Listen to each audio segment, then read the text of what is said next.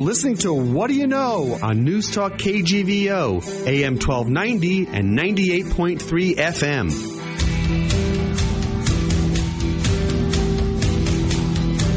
Arnie Sherman, a happy, happy Sunday morning. And I'm back. I'm back in Missoula after a month in the Big Apple in New York City, in my birthplace. He's wearing a Yankees hat. Let me describe for the listener a Yankees hat. He's in black. He spent a month. He is slim. He is in shape. He is happy. Yes, you know, when you walk 5 miles a day, that's one of the things you do in New York in the summer.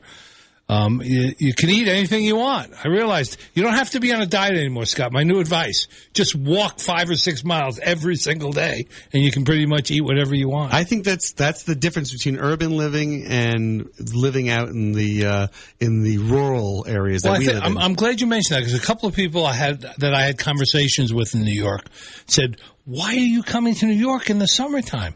And I said, "Well, if you live in the city and you take a vacation in the summer, you usually go to someplace rural. You don't go to another city. Right. You go up to, the Hamptons. You go up to 1,000 Lakes if you're in New York. If you're living in L.A., you go up to, Napa or whatever. But if you live in the rural area, if you live in the country, you miss some of the cultural aspects of a big city. Sure. And this is the longest amount of time that I spent in New York City since I graduated high school. Centuries ago. And I got to do things that I haven't done my whole life.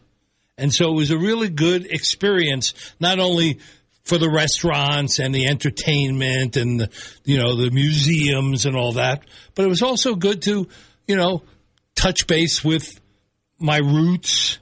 Sure. And I had never gone to Ellis Island, where all 4 of my grandparents came through and walked on that same cobblestone pathway into the processing hall at Ellis Island. I had never seen it in real life. I'd never gone into the archives and looked up, the actual documents from when my grandparents and great-grandparents came to America. So that was a good experience. So it was a combination of a number of things of wanting to go back and having a more intense and encompassing experience than what you and I usually do, which is we go there for 4 or 5 days, and then you're gone. And then you only do the greatest hits when you're there for 4 or 5 days. And the greatest hits we will cover. We're going to talk all about Arnie's New York travels and trials and tribulations and successes in the next hour on What Do You Know? Back after this.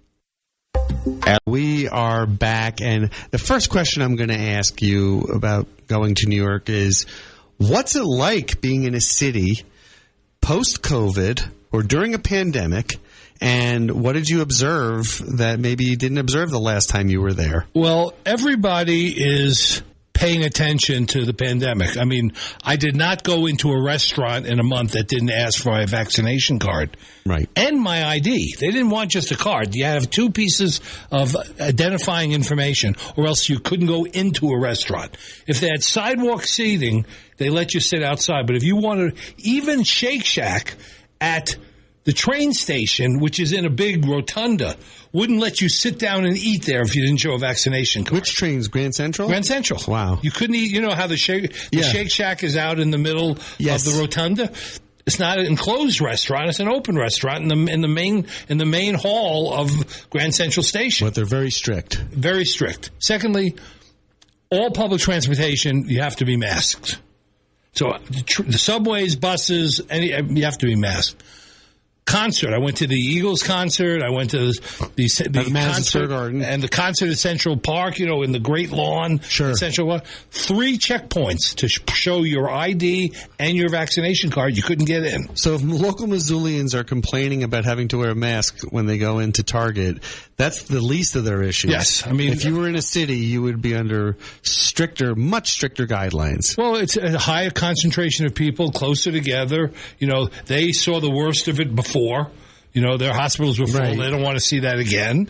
And they're trying to get back to normal. The other big difference is nobody's working in the city. It was a great time to go because there were no lines. There was no delays in getting into restaurants, into stores, or any of that sort of thing. People are still working from home. And as you know, most of the people that work in Manhattan, in white-collar jobs at least, don't live in Manhattan. They live somewhere else. So the city has transformed from a commercial hub to a residential and tourist hub. Well, and the tourists are all domestic because the international tourists can't get in. Wow. That's a big difference. That's the one thing you could always count on when you're in New York is running into a lot of different tourists from different countries and, partaking and talking. And but what I saw was, like me, a lot of domestic American tourists coming to New York in the summertime because there was a lot going on. I mean, you have baseball. You have both baseball teams playing, so every day there's a baseball game. There was the big concert on the lawn with all the amazing acts. We'll talk about that. Broadway's not open, but virtually everything else is open.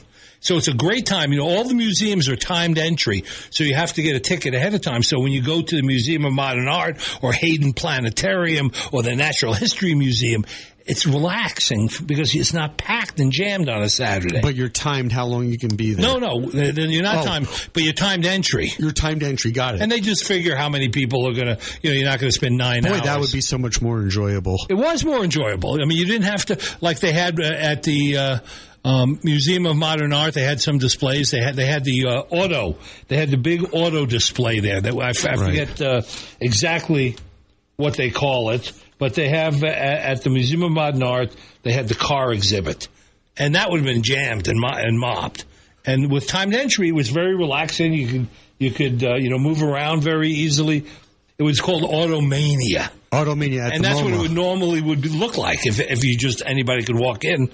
So there were no lines anywhere for anything. I have to say, the world that you've experienced, even when you were in New York, at this taping, was hit with Hurricane Ida. Yes. And you were talking about the subway.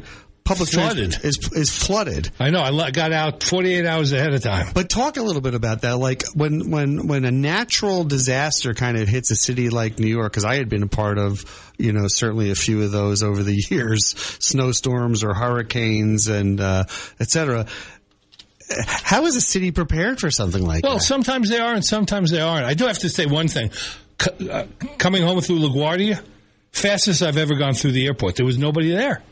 I mean, people are not. You think about it. There's a lot of people who come in and travel through LaGuardia, coming in from other places around the tri-state area or international tourists that want to then travel to. It took me, I'm not exaggerating, from the time the car dropped me off to the time I was through dropped my luggage off through TSA. And through TSA was under 10 minutes at LaGuardia. That's unheard of. It's like Missoula. Yes, just like Missoula. It was just as fast as Missoula. But here was the thing that they weren't prepared for. They had the concert for New York. Right, in Central Park on the Great Lawn. On the Great Lawn. 60,000 people. Wow.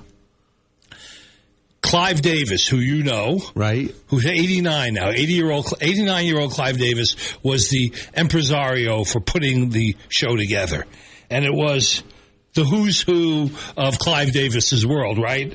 It was Andre Bocelli and Jennifer Hudson and Carlos Santana and Rob Thomas and Journey and the Killers, Earth, Wind and Fire. John Batista, from Late Show with what's his name, Colbert.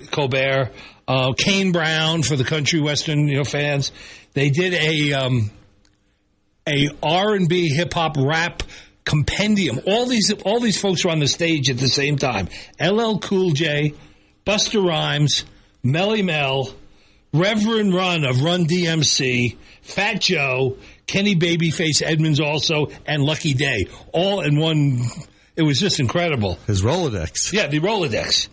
And then, Barry Manilow came on and it started raining. His first star on Arista Records. When he made the Arista Records after he left Columbia, that was his first breakthrough. We didn't get to see the Killers, Paul Simon, Elvis Costello, Patti Smith, or Bruce Springsteen, because they saved the bigger acts, some of the bigger acts to the end, and we didn't get to see. But what happened at Central Park? So here's what happened. Two things. One is it was because of the COVID checks. Yeah. They had They only had 2 entrances for 60,000 people. Holy mackerel. I was online for over 2 hours, and the line was a double line from 72nd Street back to 66th, back to 72nd Street. And You're kidding. No. And then you had to walk into the park up to 82nd where the Great Lawn is. So it took 2 hours. When the rain started, it was the heaviest 2-hour downpour in the history of Central Park. This was how many weekends ago? Like 3 weekends? It was on the 21st. 21st, okay, so 3 weeks Heaviest ago. until this Ida said. So within 2 weeks, they set 2 records for the heaviest amount of rain ever to fall in New York City. Man. So, and you couldn't bring umbrellas in or any of that stuff into the concert. So it starts pouring, and they announce, as Barry Manilow's singing, Mandy or whatever, they just cut his mic off. Everybody has to leave. Because there was lightning strikes. Yeah, it was lightning, so you got to get out. They didn't open up the whole thing. There was 2 exits again for 60.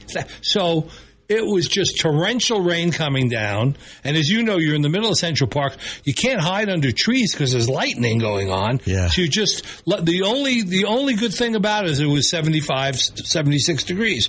But it was like taking a shower with your clothes on for 45 minutes. Where did you go when you got out of the park? Well, the place I was staying for the month was at 59th and Central Park.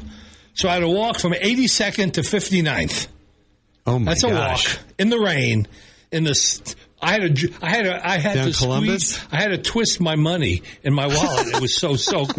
Literally, it was like a sponge. What would you say they should do next time if they're going to have something like that in a post-COVID world? More entrances, more checkpoints? More entrances and exits for sure. Sure, because it's a disaster. Because you couldn't get a cab. I mean, it's in a torrential rainstorm. You're in the middle of a park. 60,000 people trying to get out. At 72nd Street, there is a subway stop, so we kind of meandered over that way, but everybody was pouring down like rats into the hole of a ship, so I wasn't going to go down there. Who knows if you got flooded down there in this rain. So for our listeners, Central Park is surrounded by, the city streets, but there aren't subway stops every 20 blocks, let's say, on either end, on the east side and on the west side. And finding a cab in a torrential downpour is a sport. Good luck. And even the horse-drawn carriages were full. People grabbed those.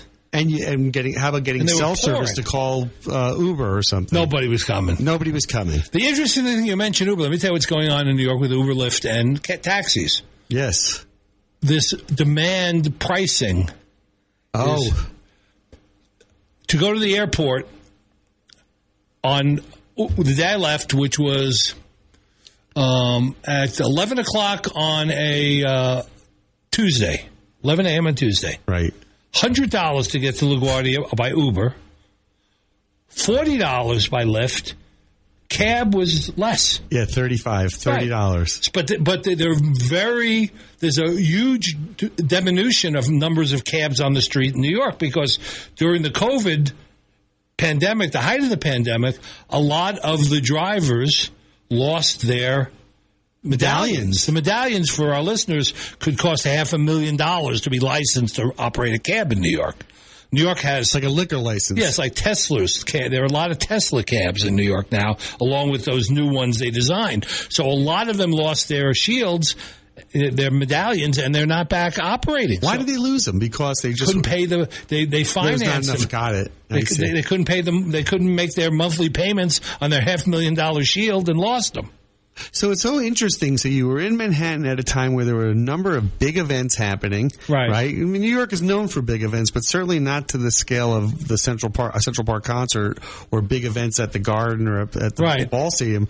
But talk to me a little bit about getting around the city, because I know you said you walked a lot. I walked a lot because the weather was nice. Right. And I figure I'm going to eat my way across the city. I might as well walk save across that the for city. Later. Right. By the way, at Madison Square Garden, you had to show your COVID. You had to be vaccinated. You could not go to the Eagles concert. Their first concert in 2 years was at Madison Square Garden. And you went on, the 24th? I went on the 24th. The first one. August 24th.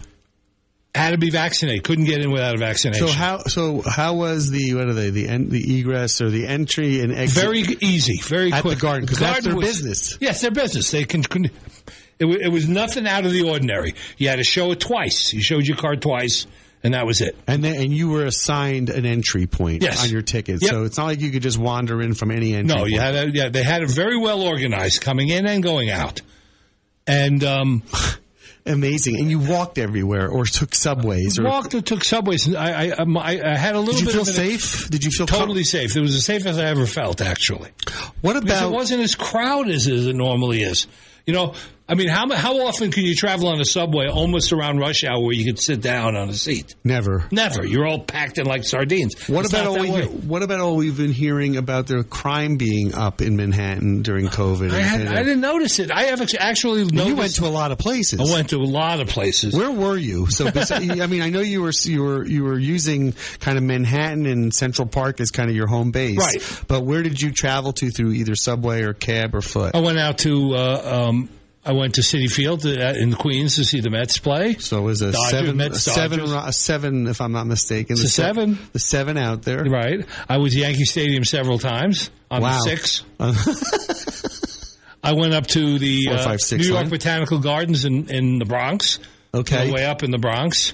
How'd you get there? I took this. I took these. Well, subway down to Grand Central Station, and then took the Metro North. Because there's a stop right at the Botanical Gardens. Did you say you went to Harlem? Did you go? I went to Harlem 3 times. So how'd you get there? Subway? Subway, the 125th. The one up to 125. How did you? And then did you take any? Did you get into any cabs? And was there any traffic on the city streets? There was not the normal traffic you normally see. I did take a few cabs. Because you know, you let's say it's 11 o'clock at night. I'm done at this club at Minton's on 118th Street in Harlem. Right. 11 o'clock at night. I'm looking for an Uber. They want $40 or $50, and so walked over to Broadway and hailed a cab. Took 10 minutes, but I got a cab. You know, a guy with his light on. For our listeners who are not familiar with New York, the cabs turn their light on, their dome light on, when they're available to be solicited. It's amazing. I found it was all, the cabs are all, every cab driver, every Uber driver, every Lyft are all masked. They probably have to be. Every worker in every building is masked. Did the subject of who's vaxxed and who's not vaxxed ever come up with people that you encountered? On the flight back, I was delayed an hour because there was a family of 6 who wouldn't put their masks on the flight. And so out of Minnesota or out of Minneapolis. Oh my God! They were flying back here, and they had indicated it was. I don't know how they got on the plane because you couldn't get into the airport without. But they didn't want to wear their mask on the flight and said it was their religious right not to have to wear it. So it turned into a longer conversation, and then they took them off the plane and had to take their luggage off, so we got delayed, an hour on that late flight, coming back. Not in New York. I mean, people want to be vaccinated. There are COVID testing places that are free every 6 blocks in Manhattan. Is that right? They're tented, set up on the street, free COVID testing. So people get tested. You can walk into any CVS or Walgreens or Duane Reade and get a vaccination shot. Did you notice it being in? I mean, you were in Manhattan in a really kind of a lot of things going on. Now that I'm looking back, Cuomo actually resigned while you were there. Yeah, Cuomo resigned. What were the repercussions of that? Like, it depends on who you talk to. If you talk to construction workers, they're saying, "Hey, he's an Italian guy. He's single. Guys use their hands in New York, right? Touch the woman on her shoulder. I mean, what's the big deal? He's a good governor. You heard that. Right. And then, of course, you hear more of a woke. Loved him. Yeah, you hear more of a woke kind of thing. He was here's a guy who, is an advocate for, women's rights and had 6, I don't know how many women ultimately. But making his way with others, right? Right, making his way with others. But it's that was the discussion about him. It was split among different groups. But it wasn't all men versus women. There were some women I talked with. I said, what do you think? And they said, higher tolerance for that. Higher, right? I mean, here's the, and I'm not defending, but here's the defense argument. He's a 60-year-old Italian guy who's single. Right. He's been in public life his whole life. Right. All the people he knows are in government. In this day and age, if you want to date somebody, right, how do you know if they want to date you? Right. And there's a thing that I don't know if it's lost on, but it used to be you flirt. Right. So does flirting have parameters? I mean, if you kiss somebody on the cheek, if you hug somebody. Right. Now, the counter-argument is these were people that worked for the government, and he works for the government.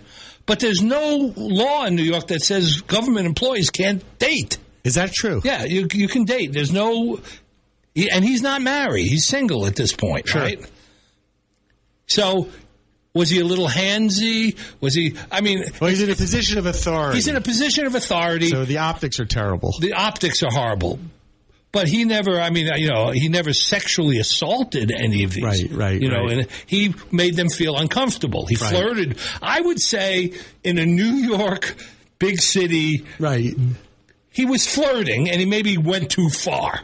Trying to figure out if these women were interested in him, like any single guy would do. But what's also interesting is that there seemed to be a lot of resentment towards him for other things that he did as a leader, and this was kind of a way to... Yeah, but he was a bully. He's a bully politician. Right, that's politics. And he's a tough guy politician. Right. And so you have to look at all the angles. So, I'm not... You're not condoning, I get it. I'm not condoning. I'm just saying what people were saying in the conversation, because it was on the news every night, practically.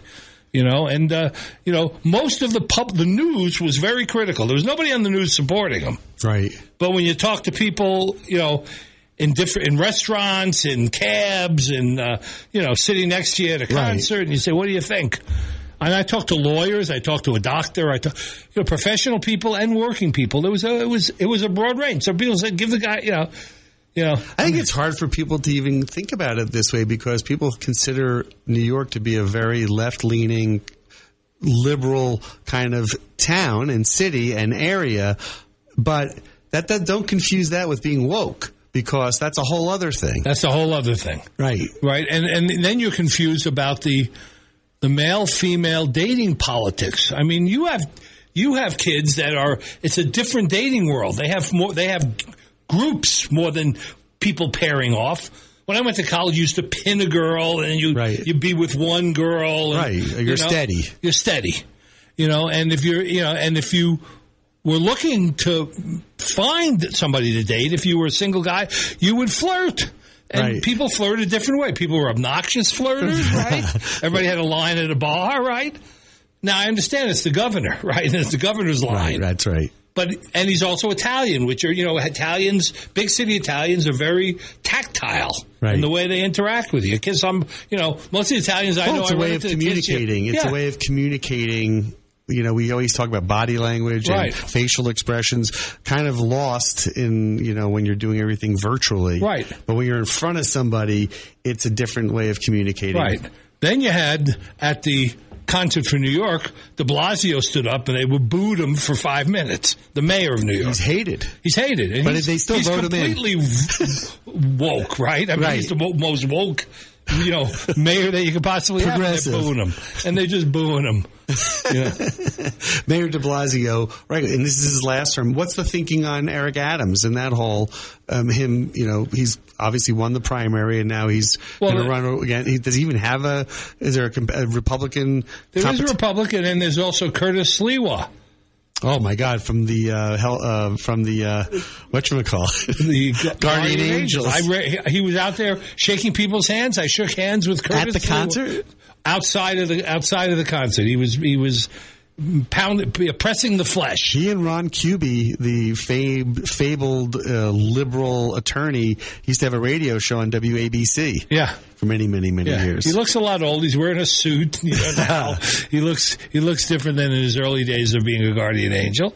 But yeah, there's some competition, but I don't think it's going to be serious. So Arnie, let's pivot for a second. So we're talking about concerts and music and the city.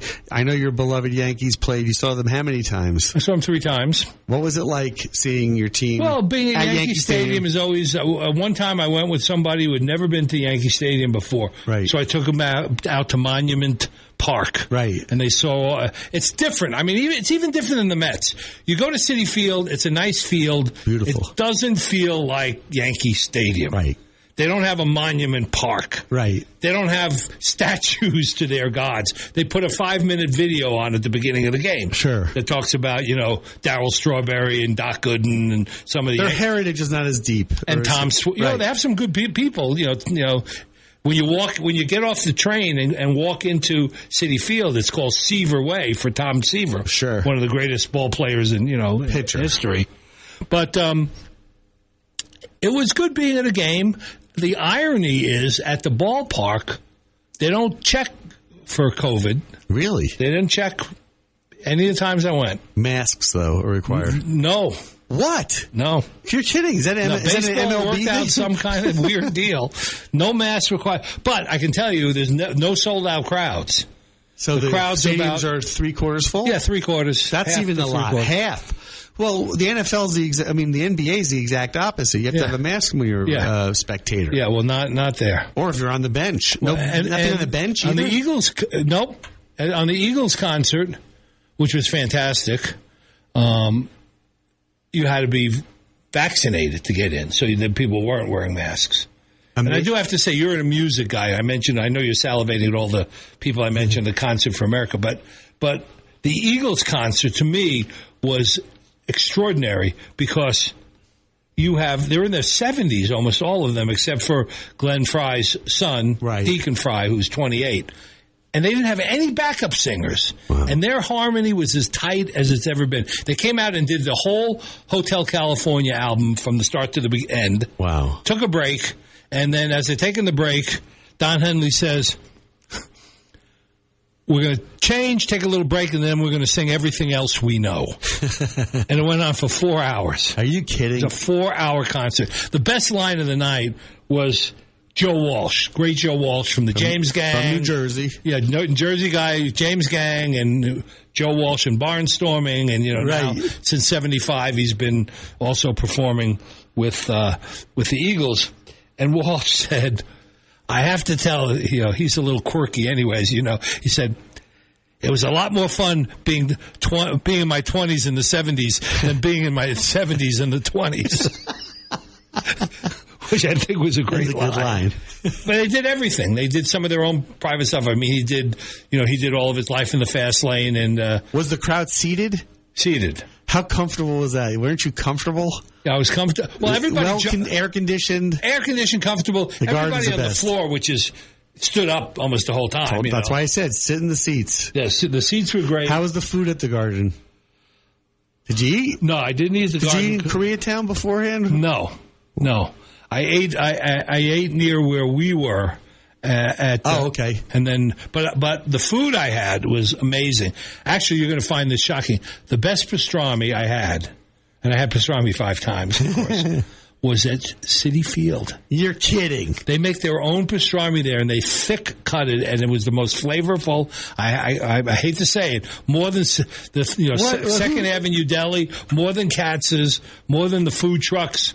Who presented that? Who prepared it though? Was there a brand? No, it's in the club upstairs. Okay, and there's just a whole side of pastrami, and they sliced it very thick. And I almost couldn't eat one sandwich. That's how big a sandwich it was. Wait a minute. And for everybody, it's kind of gauche to leave with a to-go box from a ball game. You can't do that. You can't do that. And, it was not much money. It was $14.50. Which what? Yeah, it was much. It was less than in any of the delis. But I do have to say, as Did you have a black cherry food aficionado, I had just a Diet Coke. But as a food aficionado, it was the best pastrami. But I ate. Do you have any knishes? I didn't have any knishes there. Every morning I would get up and go up the street to Zabetto's Italian coffee roasters and have a cup of coffee there. Nice. Because it was the best coffee I found. You sat outside? Sat outside, watched everybody going to and from work. Oh, Very few suits. I would count in a morning 3 or 4 people in a suit, which normally at 9 o'clock or 8:30 in the morning, everybody coming out of the F train on 6th Avenue would be in a suit. Okay. But I ate at the Modern, which is a Michelin-starred restaurant, for lunch. Right. At the Museum of Modern Art. Great. I ate at Loy's. Right. You know, Maria, who we had on our show last week. Yep. Her restaurant was right around the corner, and she was just a wonderful hostess. That's wonderful. And the food there is terrific. So I ate there 3 times. Okay. 3 or 4 times. Every time I walked by, that was the way they pulled you in. She would say, she'd be sitting outside at her table. It would say owner's table, and she'd be sitting there, and she'd say, Arnie, come here. You know, you got to eat something. You know, owner. You know. That's how it goes. I went to ate at the Baylander, which is a decommissioned naval vessel that's parked at 125th Street and the Hudson River. Wow. And you sit on there, you can look down the river, see the whole skyline, and beautiful. It was a great to be out on. What kind of food? You know, bar food. It was bar food, but it was good bar food. Got it. I went to Bemelman's, the famous place at the hotel, the Carlisle Hotel, right, where Bobby Short used to play and hold court for many, many years. And you're not a drinker, so did you have any? Spirits? I had a Bloody Mary. Okay, a Bloody Mary, a $25 Bloody Mary. For those of you that are listening, it's not cheap in New York. The other thing you notice is no matter what the bill is, it's almost 9% tax on top of it, so it really kills. Oh, we're not used to that, Montana. We're not used to that. I've been in Tbilisi. To eat, I ate Georgian food, but never outside of the country of Georgia. So I went to the old Tbilisi Garden and had dinner. What'd you have? Well, I didn't order because there was a guy that worked for me in Russia, a guy named Joe Crowley. And when we were in Russia in 1991, we celebrated his 30th birthday, and I reserved a whole restaurant, and we had a big birthday party for him. And it was his 60th birthday. So I was with him on his 30th birthday. And he invited me to this family gathering, and I went, and they just kept bringing food out. Oh, that must have been great. You know, all the dumplings and cheese pies and all. It was the food was incredible there. I also went to a restaurant called Farida, which had Uzbeki food. I've been to Uzbekistan, right, and the food wasn't phenomenal when I was there, but this restaurant was great. And I took two friends who work with me in Russia, and we went to this Uzbeki restaurant, and it was shish kebabs and soup dumplings where you bite into them, and then the soup comes out. Where is Uzbekistan? Is that adjacent to the Middle East? No, it was part of the former Soviet Union. So it's down one of the Stan Republic. It's Eastern Europe. Eastern Europe, but it's lower on the continent, so it has it has the Eastern influence. I see the Asian influence. I went to Shanghai 21 in Chinatown with Michelle Huie, one of our former guests. You didn't tell me about it. How was that? That was great. Wait, Shanghai 21? Yeah, it's her favorite restaurant. So. For our listeners, if you have somebody whose parents were born in Hong Kong and she grew up in New York, as a Chinese kid, and this is her favorite Chinese restaurant, you let her order and you just go with it. Wow. And it was terrific. We sat outside. Wait, what street is it on? 21st and what? It's Mott Street. Oh, Mott Street. It's down in Mott, south of Canal. Shanghai 21? Yeah, it was fantastic. What did you have? We had some soup dumplings. We had soup dumplings. Of course, we had a vegetable dish that was fantastic because they put all the great sauce on it. We had Shanghai noodles with all kinds of pork and stuff. Minced pork. And then it was just, everything just tasted terrific.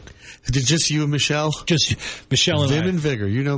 Right. Vim and Vigor, and she has a new company called Shop Dot, and she's working on a whole bunch of... She's a great entrepreneur. So... I was Chinatown. Yeah. Any Little Italy work there? Did you do any Little Italy? Well, I went to here's a soprano moment. So Mike Braun, one of our former guests, was there. He went to Museum of Modern Art in MoMA with me, and we went to a few restaurants, and so we went down to Trying to remember where exactly. There's Mike Braun from the University of Montana. Right. The strategy group now. Right. He's overseeing. And so we went. We were down at Grand Central Station, and he wanted to get some Italian food. Okay. So there is a restaurant nearby called Rosini's. Oh, you told me about this. It's been there since 1946. And so it was rainy out and whatever. We go into Rosini's and we got a table in Rosini's. And right in the corner, there were a big round table with guys that you would recognize instantly. They could have been in the cast of Goodfellas or The Sopranos or Godfather or whatever. And one of the guys with gray hair with a big gold necklace with a big diamond ring sitting in the back. And pinky ring. Pinky ring. And he's saying, and I'm not exaggerating, Mike and I are listening because he's talking loud and the restaurant's kind of quiet. You know that thing we were having a problem with? That thing isn't a problem anymore. So we can do what we need to do because the thing is taken care of. The thing. And it was for real. It was for real. He wasn't putting this thing on. Right. It wasn't like going to a Disney Italian. And one of the guys in the groups obviously was not originally from New York. He said, I like you. Anytime you come here, you call me and I'll take care of whatever you need. It was one of those they were there when we sat down and they were there when we left. And their backs were to the wall. Yeah. So it reminded me of a Chicago experience. Went to Danielle. Oh, great restaurant. Yeah, fantastic. Michelin 2-star restaurant. Food was spectacular. It was half the normal price because the dining room was closed and they only had the sidewalk seating, so they charged half of what they normally charge. So that was a great experience. Went to 2nd Avenue Deli on 3rd. On 3rd and Upper East Side? No, it's on 33rd. It is? Yeah. So it's no longer down in the East Village. No. There's also one on near the Hospital for Special Surgery. Then after we got completely soaked coming back we hadn't eaten. Right. We started online at 3:15. Oh, this is the concert for New York. Yeah. This is now 9 o'clock at night. We hadn't eaten for 6.5 hours out in the rain. So we bolted up the street to a place called Niccolo. Italian place, and the food, and they were just closing, but they saw that we needed help. We were stranded, so they stayed open, and I was there with my friend Rob Scavone, and so he knows Italian food. He picked this place out. That food was terrific as well. Went up to Minton's Jazz Club in Harlem. Okay. Great little jazz spot. It had closed down because the building had a fire in it and stuff, but it was the original club where Billie Holiday and Miles Davis and all these other people got their start. What in street? New York. 118th, around 116th Street. Got it. So the building got fixed up. Harlem's getting gentrified. Sure. And around the corner, they opened up a restaurant called Cecil's, which had barbecue and pork. I mean, a good menu. And an entrepreneur bought the old space that was the original Mittens, right, and reopened it using the kitchen from Cecil's. So it actually has good food. That's amazing. So it's a really great jazz club, and again, that was my third time in Harlem. The Upper West Side, as you go from there up to Harlem, is all being gentrified. Well, if you go to 148th Street in Harlem, the heart of Harlem, right, when in 1980, my car broke down in there, and basically a doorman in one of the buildings said, "You better get out of here, son." Right. Son. Right. You're not. Yeah. Right. A white guy in a broken down car is an invitation to be in trouble. There's Starbucks on every corner. I mean, it's totally different now. Right. I don't know if that's good or if it's bad or what it really means, because it's getting pricier and pricier to sure. And New York attitude, Missoula has sticker shock about real estate prices. Right. But let me share a conversation in New York. 2 young 20-somethings are looking at a real estate listing. And there's later I took a look at what they would look at. A 2-bedroom, 2-bath, 1,100 square foot condo on 51st and 1st Avenue, East Side. Right. And the one guy says to the other guy, "That seems to be reasonable. It's only $4 million. 2-bedroom. 2-bedroom, 2-bath, 1,100 square feet." And he said, and the HOA's $2,400 a month. A month. And the taxes are $200. How do you square it? When I looked at it and added up, it was $4,500 or $4,600 a month in taxes and HOA. Before you're paying your mortgage. Before you're paying your mortgage on a $4 million apartment. That's, well, if you own property in Manhattan, just wait. My brother was trying to sell his place. I thought he had a buyer. He's got 1,800 square feet on Central Park West. That's worth a fortune. It doesn't seem like it's worth much more than that, though. That's what's so interesting. Well, it depends on how renovated. Well, 51st and 1st is a prime location. Yes. Because it's near Sutton Place. I mean, it's a very big... So you had also called me without naming company names of supermarkets here in Missoula.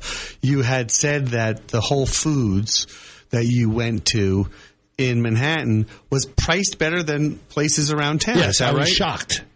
Like, give us an example. I'll give you some examples because I was living there for a month, so I didn't go out every single night. I mean, I'd be calling you, send me money. Right. Because, New York's a funny place. It's a weird combination. You can go out and have, egg and bacon on a roll for $3 with a cup of coffee. Right. Or in the building I was staying, was connected to the JW Marriott, their morning breakfast is $41. So you can either have the $30 or $41. Right. You can go and get, there are 20 places that sell a slice of pizza for 99 cents. Right. Not $5. Right. Or you can go to the Modern and have spend $100 for lunch. Sure. So it's all over the place. So I went into right 2 blocks away where you used to work. Mm-hmm. At the Columbus Circle in the Time Warner building. Where our headquarters were. Yeah, where your headquarters were in the old days. They have a lower level and they have the whole basement of the whole building is an enormous Whole Foods. And I was told by somebody that the prices got more competitive after Amazon bought them. They took their prices down. That's true, right. Because it used to be called Whole Paycheck. Right. And I went in there. And so here are the examples. A organic roasted chicken already cooked, $7.99. Wow. Not the Costco. This is organic roasted. Right. That's fantastic. The cheese, an 8-ounce pack of cheese, like Swiss cheese or American cheese, their brand, which is called 365. Right. $3.99. Wow. This is news, ladies and gentlemen. Yeah. The prepared salad bar, which has 5 different everything. And it's open, too, now. Open. Yeah. Okay. No worries. It's $10 a pound. Yeah, which is not bad. Not bad. I try to limit it to a pound of whatever I got. It's so easy to go through. Most of their prepared foods were equivalent or less than the good food store here in price. This is in the prime piece of real estate. You're right in the heart of New York City. They can charge anything there. Their flowers, a bouquet of flowers was $14, a big bouquet of flowers. So sounds like they're faced with, if there's not a commercial workforce in Manhattan who normally would go there for lunch, they're just relying on residential and tourism. Right. They compete with D'Agostino's and then Gristedes. Gristedes. Right. I went into all of them, and they were more expensive than Whole Food. Really? The normal grocery store chains in Manhattan. Well, and they cater more to a resident versus where you were. That's a whole office building that's on top of that. Right, place. But there's also apartments all around. There's a Mandarin. How about, that's amazing, actually. Yeah, I was just stunned. Across the board, a dozen eggs like Jerry and whatever that you buy here for $5.98 was $4.98. So less, slightly less. If you buy the organic, special bread, they had about 20 different. They have 20 different brands. So let me ask you this question, because around here, the phenomena of drive-through, of using a drive-through to pick stuff up, is really so popular and has been, but really it's exploded since COVID. What's the equivalent of the drive-through in the city? Is it order in advance and pick up at the window, or? Well, it's 2. They'll deliver. Everybody. Talk about like Seamless or Grubhub's, Chowhound, Lyft. They're all diversified. Lyft now is renting cars in New York. Oh my God! You can rent a car from like Lyft. Turo does, right? Yeah. So if you want to pick up from, there's Amazon stores there, where you can get anything within 2 hours. Amazing. And And Whole Foods, you can order online digitally, and they have it ready. They have a refrigerated room. It reminds me of a morgue. You open up your refrigerated container, and you take your bags of grocery that they've or all these delivery services. I mean, convenient. You can tell how many there are because there are places like Starbucks where you can get Wi-Fi, and there's like 40 guys on bicycles there waiting for their next delivery, getting their next lead so they can bicycle off and load up and deliver. So convenience is on hyperdrive. Not only is it on hyperdrive, but almost everybody I talk to in New York says, why are you walking over there? They just deliver it. Everybody is now switched into a mindset that they... and I like to see what I'm buying. Sure. Right? I want to squeeze the peaches. Right. You want to see.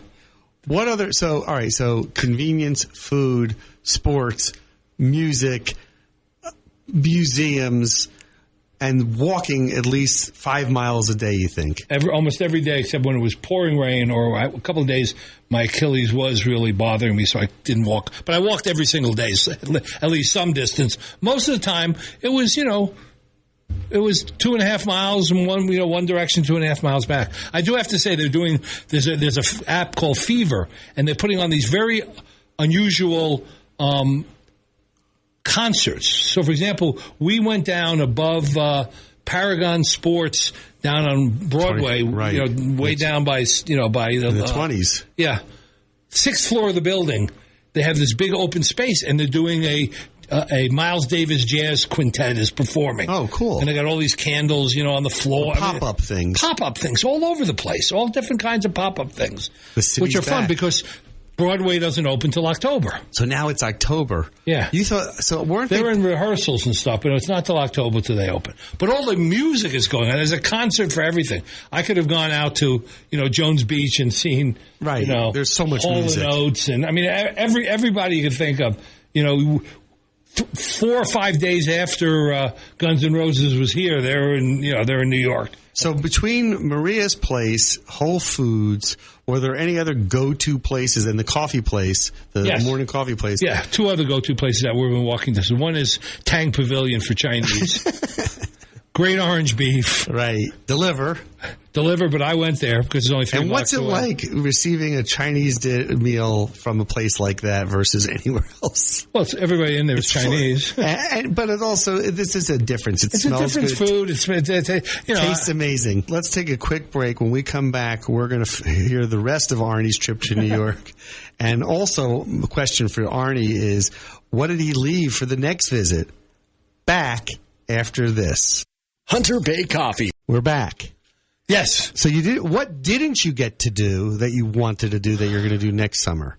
Well, I didn't get to go out to Long Island. Okay. I didn't get to go to, everybody was going out to the Hamptons and there's the beach places. I didn't get to go to the beach.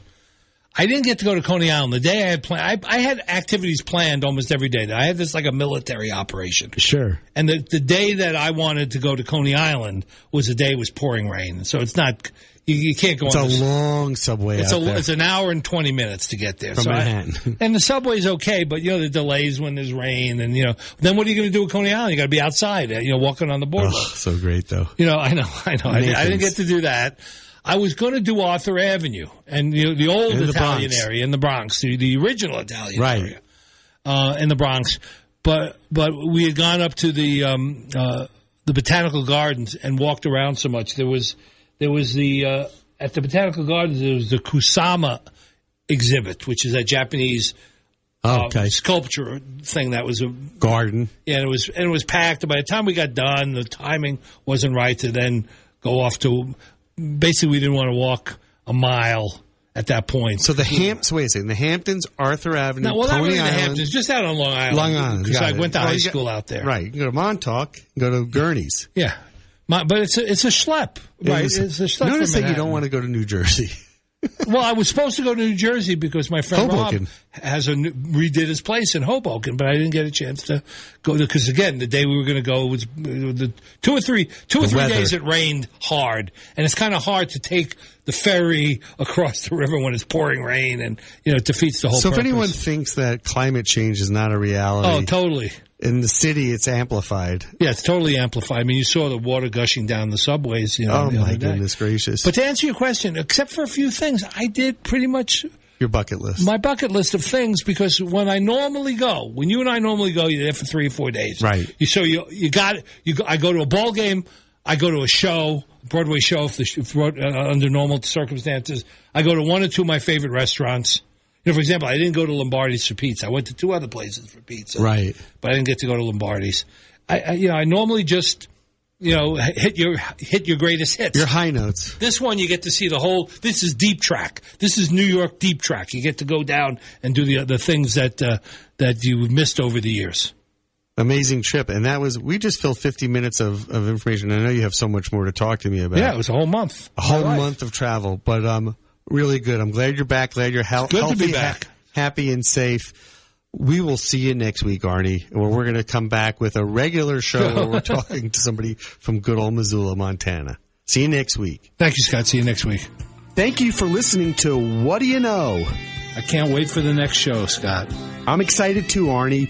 If you'd like to suggest a guest, send me an email at scottrichman@townsquaremedia.com. We'll see you next week. And thanks for listening to Newstalk KGVO.